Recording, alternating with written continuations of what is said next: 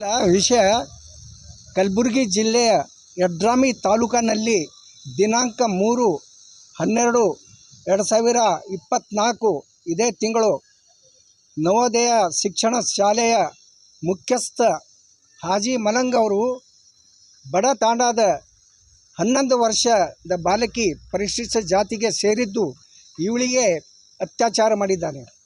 ಅವನಿಗೆ ನಾಚಿಕೆ ಬರಬೇಕ್ರಿ. 11 ವರ್ಷದ ಹುಡುಗಿ ಬಾಲಕ 5ನೇ ಸ್ಟ್ಯಾಂಡರ್ಡ್ ಓದ್ತಾ ಇರೋದು. ತನ್ನ ಮಕ್ಕಳಿಲ್ಲ, ಮನೆಗೆ ತನ್ನ ಮಗು ಇಲ್ಲ, ಅವನಿಗೆ ಹೆಂಡತಿ ಮಕ್ಕಳಿಲ್ಲ, ಮಗನಿಗೆ ಈ ರೀತಿ ಕ್ರೌರ್ ಮಾಡ್ಯಾನ. ನನ್ನ ಅನ್ನಿಸ್ತದೆ ಸರ್, ಇದು ಮೊದಲನೇ ಚಟ ಇಲ್ಲ ಒಂದು. ಆ ಶಾಲೆಯಲ್ಲಿ ಏನೇನೋ ನಡೀತಾ ಇದೆ, ಸಾಕಷ್ಟು ಘಟನೆ ನಡೀತಾ ಇದೆ, ಆದರೆ ಮುಚ್ಚಾಕ್ಯಾರ. ಇದು ಒಂದು ಬೆಳಕಿಗೆ ಬಂದಿದೆ. ನಾನು ಜಿಲ್ಲಾ ಆಡಳಿತರಿಗೆ ನಾನು ಒಂದು ಮನವಿ ಮಾಡ್ತೀನಿ.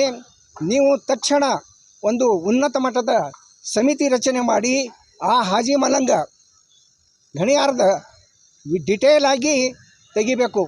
ಆ ಟೀಚರ್ ಎಷ್ಟು ಮಂದಿ ಇದ್ದಾರೆ ಅವ್ರದ್ದೂ ವಿಚಾರಣೆ ಮಾಡಬೇಕು, ಕೈಗೊಳ್ಳಬೇಕು. ಆವಾಗ ಅವನ ಸತ್ಯತೆ ಏನಿದೆ ಹೊರಗೆ ಬರ್ತದೆ, ಅಲ್ಲಿವರೆಗೆ ಬರೋಂಗಿಲ್ಲ. ಮತ್ತು ನಮ್ಮ ಬೇಡಿಕೆ ಏನಿದೆ, ಈ ಪೋಕ್ಸೋ ಕಾಯ್ದೆ ಬಂದ್ರೂ ಇವರು ಅನಿಸ್ತಾ ಇಲ್ಲ. ಸಾರ್ವಜನಿಕರು ಪೋಕ್ಸೋ ಕಾಯ್ದೆನೂ ಅನಿಸ್ತಾ ಇಲ್ಲ. ಆತ್ಮಹತ್ಯೆ ನಡೀತಾನೇ ಇದೆ, ರೇಪ್ ನಡೀತಾನೇ ಇದೆ. ಎಷ್ಟು ರೇಪ್ ಮಾಡಿದ್ರೂ, ಎಷ್ಟು ಪೋಕ್ಸೋ ಕಾಯ್ದರೂ ಯಾರಿಗೆ ಭಯ ಇಲ್ಲ, ಅಂಜಿಕೆ ಇಲ್ಲ. ಅದಕ್ಕೆ ನಮ್ಮ ಉಗ್ರ ಒಂದು ಮನವಿದೆ, ಇಂಥ ಕ್ರೂರ ವ್ಯಕ್ತಿಗೆ ಗಲ್ಲ ಶಿಕ್ಷಣೆ ಬೇಕು. ಇವರು ಯೋಗ್ಯತೆ ಅದಕ್ಕೆ ಇದ್ದಾರೆ, ಗಲ್ಲ ಶಿಕ್ಷಣೆ ಕೊಡಬೇಕು ಇವ್ರಿಗೂ. ನ್ಯಾಯಾಧೀಶರಿಗೂ ವಿನಂತಿ ಮಾಡ್ಕೋತೀನಿ, ನ್ಯಾಯಾಲಯದಲ್ಲಿ ಎಲ್ಲ ವಕೀಲರು ಇಂಥ ಲಂಗ ಲಫಂಗ ಮಂದಿದ್ದು ಕೇಸ್ ಹಿಡಿಬಾರ್ದು. ವಾದ ಮಾಡ್ಲಿಕ್ಕೆ ಹೋಗ್ಬೇಡ್ರಿ. ಇಂಥವನಿಗೆ ಆಗಲಿ ಜೈಲವನಿಗೆ ಶಿಕ್ಷೆ ಆಗಲಿ, ಗಲ್ ಶಿಕ್ಷೆ ಆಗಲಿ, ದಯಮಾಡಿ ಇದು ಮಾಡ್ಕೋಬೇಡ್ರಿ. ನ್ಯಾಯಾಧೀಶರು ನಾನು ಹೇಳ್ತೀನಿ, ಈಗಾಗಲೇ ಎಷ್ಟೋ ಪೇಪರ್ನಲ್ಲಿ ಓದ್ತಾ ಇದ್ದೀವಿ, ಮರಣ ದಂಡನೆ 5 ವರ್ಷ, 10 ವರ್ಷ, 20 ವರ್ಷ ಕೊಡ್ಲಕ್ಕತ್ತಾರೆ. ಕೊಟ್ಟಲ್ಲ ಅಂತಿಲ್ಲ, ಕೊಡ್ಲಕ್ಕತ್ತಾರೆ. ಆದರೆ ನಿನ್ನೆ ಕೋಲ್ಕತ್ತಾನಲ್ಲಿ, ವೆಸ್ಟ್ ಬೆಂಗಾಲ್ನಲ್ಲಿ 61 ದಿವಸದಲ್ಲೇ ತ್ವರಿತ ಕೋರ್ಟ್, ಫಾಸ್ಟ್ ಕೋರ್ಟ್ನಲ್ಲಿ ನ್ಯಾಯಾಲಯ ಕೊಟ್ಟು ಅವನಿಗೆ ಫಾಸಿ ಸಜಾ ಕೊಟ್ಟಾರೆ. ಅದೇ ಮಾದರಿನಲ್ಲಿ ಇವನಿಗೂ ಆಗಬೇಕಂತ ನಮ್ಮದು ಉಗ್ರ ಹೋರಾಟ ಇದೆ. ಸರ್ಕಾರ ಮಾಡಲೇಬೇಕು, ಇಂಥವ್ರಿಗೆ ಬಿಡಬಾರ್ದ್ರಿ. ನೋಡಿರಿ, ಅವನು ಯಾವುದೇ ಕೋಮ ಇರಲಿ, ಮಾಡಿದ ಇವನು ಇಡೀ ಕೋಮಕ್ಕೆ ಅವನು ಕಳಂಕ ಹಾಕ್ತಕ್ಕಂತಾನೆ. ಇಡೀ ಕೋಮಕ್ಕೆ, ಅವ್ರ ಕೋಮ ಆಗಲಿ, ಅವ್ರ ಜನಾಂಗ ಆಗಲಿ, ನಮ್ಮ ಜನಾಂಗ ಆಗಲಿ, ಯಾರೇ ಇರಲಿ, ಇವನ್ ನಮ್ಮ ಮಂದಿ ಮಾಡಿದ್ರೆ ನಮ್ಮ ಸಮಾಜಕ್ಕೆ ಕಳಂಕೆ, ಆ ಸಮಾಜದಲ್ಲಿ ಮಾಡಿದ್ರೆ ಆ ಸಮಾಜಕ್ಕೆ ಕಳಂಕೆ. ಮಾಡೋರು ಇವರು ಇಡೀ ಸಮಾಜಕ್ಕೆ ಕಳಂಕ ತರ್ತಾರೆ ಇವರು. ಅದಕ್ಕೆ ನಾನು ಆ ಬಾಂಧವರಿಗೂ, ಆ ಫ್ರೆಂಡ್ಶಿಪ್ಗೂ ಹೇಳ್ತೀನಿ, ಆ ಸಂಘಟನೆಯ ಎಲ್ಲ ಯುವಕರಿಗೂ ಹೇಳ್ತೀನಿ, ನಾಳೆಗೆ ಇಂಥ ಕ್ರೂರ ವ್ಯಕ್ತಿಗೆ ನೀವು ಸಹಕಾರ ಮಾಡಬೇಡ್ರಿ. ಇವ್ರ ಬಗ್ಗೆ ಹೋರಾಟ ಮಾಡಿರಿ. ನಾವು 9 ತಾರೀಕು ಮಾಡ್ತಾ ಇದ್ದೀವಿ, ತಾವು ಬರ್ರಿ, ಶಾಮೀಲಾಗ್ರಿ ಅಂತ ನಾನು ಅವರಿಗೂ ವಿನಂತಿ ಮಾಡ್ಕೋತೀನಿ. ಎಲ್ಲರಿಗೆ ಮಾಧ್ಯಮದವರಿಗೆ ನಮಸ್ಕಾರ. ಏನಪ್ಪ ಅಂತಂದರೆ 3ನೇ ತಾರೀಕು ಯಡ್ರಾಮಲ್ಲಿ ಆಗಿದಂಥ ಬಹಳ ದುಃಖಕರ ಘಟನೆ.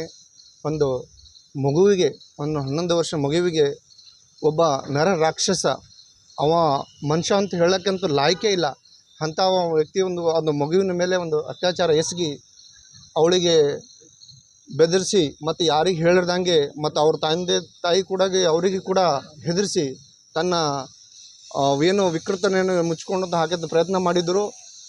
ಆ ಸಂದರ್ಭದಲ್ಲಿ ನಮ್ಮ ಸಂಘದ ಎಲ್ಲ ಅಧ್ಯಕ್ಷರಿಗೆ ಗೊತ್ತಾದ ಮೇಲೆ ಅಲ್ಲಿ ಹೋಗಿ ಅವ್ರು ಸಂಪರ್ಕಿಸಿದಾಗ, ಇಲ್ಲ ನಾವು ನಿಮ್ಮ ಜೊತೆ ಸಂಘ ಇರ್ತೇವೆ ಅಂತೇಳಿ, ಅಂಥ ರಾಕ್ಷಸರನ್ನು ಯಾವುದೇ ಸಮುದಾಯ ಇರಲಿ, ಯಾವುದೇ ಮನುಷ್ಯ ಇರಲಿ, ಒಬ್ಬ ಅಪರಾಧಿಯನ್ನು, ಒಬ್ಬ ರಾಕ್ಷಸನನ್ನು ಯಾರೂ ಕ್ಷಮಿಸಬಾರ್ದು.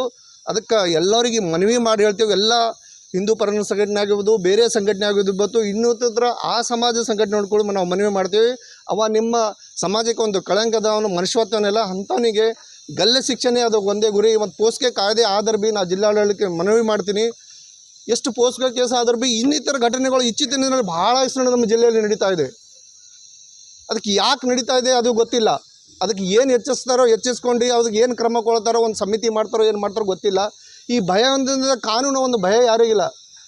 ಮತ್ತು ಮಾನ್ಯ ನ್ಯಾಯಾಧೀಶರಿಗೆ ಕೂಡ ನಾವು ಮನವಿ ಮಾಡ್ತೇವೆ, ಇಂಥವ್ರಿಗೆ ನಮ್ಮ ಅಧ್ಯಕ್ಷರು ಹೇಳ್ದಂಗೆ ಯಾರೂ ಕೂಡ ಅಡ್ವೊಕೇಟ್ಗಳು ಇಂಥವ್ರ ರಾಕ್ಷಸರನ್ನು ನೀವು ಬೇಲಿಗಾಗಲಿ ನಿಮ್ಮಲ್ಲಿ ಬಂದಂಥಲ್ಲಿ ಸ್ಪಂದಿಸಬೇಡ್ರಿ. ಇವ್ರು ಯಾಕಂದ್ರೆ ಇವು ಪೂರ ನಮ್ಮ ಮಾನವ ಕುಲಕ್ಕೆ ಇದು ಒಂದು ಕಳಂಕ ಇದೆ. ಹಾಗಾಗಿ ನಿಮ್ಮಲ್ಲಿ ಎಲ್ಲರೂ ಕೇಳ್ಕೊತೀನಿ ಅಂದ್ರೆ ಎಲ್ಲ ಸಂಘಟನೆದವ್ರಿಗೆ, ಎಲ್ಲ ಹಿಂದೂ ಪರ ಸಂಘಟನೆಗಳವ್ರಿಗೆ, ಎಲ್ಲ ಸಂಘಟನೆ ಎಷ್ಟು ಗುಲ್ಬರ್ಗ ಜಿಲ್ಲೆಯಲ್ಲಿ ಬಂದು ನಾಳೆ ನಾವು 10 ಗಂಟೆಯಿಂದ DC ಆಫೀಸ್ಗೆ ಒಂದು ಸ್ಟ್ರೈಕ್ ಮುಖಾಂತರ ಈ ಮನವಿಯನ್ನು ಕೊಡ್ತಾ ಇದ್ದೀವಿ. ತಾವು ಬಂದು ಭಾಗಿಯಾಗಿ ಜೋಡಿಸಿ ನಮ್ಮ ಮಕ್ಕಳನ್ನು ನಾವು ರಕ್ಷಣೆ, ನೀವು ಇದರಲ್ಲಿ ಪಾಲ್ಗೊಳ್ಬೇಕಂತ ಎಲ್ಲರಿಗೆ ಮತ್ತೊಮ್ಮೆ ಕಳ್ಕೊಂಡು ಮಾಡಿ ಕೇಳ್ಕೊತೀನಿ. ಎಲ್ಲರಿಗೂ ನಮಸ್ಕಾರ. ನಿನ್ನೆ ಯಡ್ರಾಮಿ ತಾಲೂಕಿನಲ್ಲಿ ಈ 11 ವರ್ಷದ ಮಗುವಿನ ಮೇಲೆ ನಾನು ಅತ್ಯಾಚಾರ ಮಾಡಿದ ನಾವು ಹಾಜಿ ಮಲ್ಲಂಗಮ್ಮ ಹೌದು. ಅವನಿಗೂ ಹೆಂಡ್ರ ಮಕ್ಕಳಿದ್ದಾರೆ. ಆದರೆ ಇವತ್ತು ಒಂದು ಗುರುಗಳಾಗಿ ಒಂದು ಸಣ್ಣ ಮಗಳಿಗೆ ಬಡ ಮಗಳಿಗೆ ತಂದೆ ತಾಯಿ ಕಳಿಸಿದವ್ರಿಗೆ ಈ ಥರ ಮಾಡಿದ್ದು ಭಾಳ ಘೋರ ಅನ್ಯಾಯ, ದುಃಖದ ಸಂಗತಿ. ಅದಕ್ಕೆ ಅವನಿಗೆ ಏನದ ನೇರವಾಗಿ ಮೊನ್ನೆ ಕಲ್ಕತ್ತಾ ವೆಸ್ಟ್ ಬೆಂಗಾಲ್ದಲ್ಲಿ ಆಗಂಥ ಘಟನೆಯೇ ನೇರ ಅವನಿಗೆ ಉದಾಹರಣೆ ಅದೇ ಆಗಬೇಕಂತೇಳಿ ನ್ಯಾಯಾಧೀಶರಿಗೂ ಮತ್ತು ಜಿಲ್ಲಾಡಳಿತಗೂ ನಾವು ಬೇಡ್ಕೊಳ್ತೀವಿ.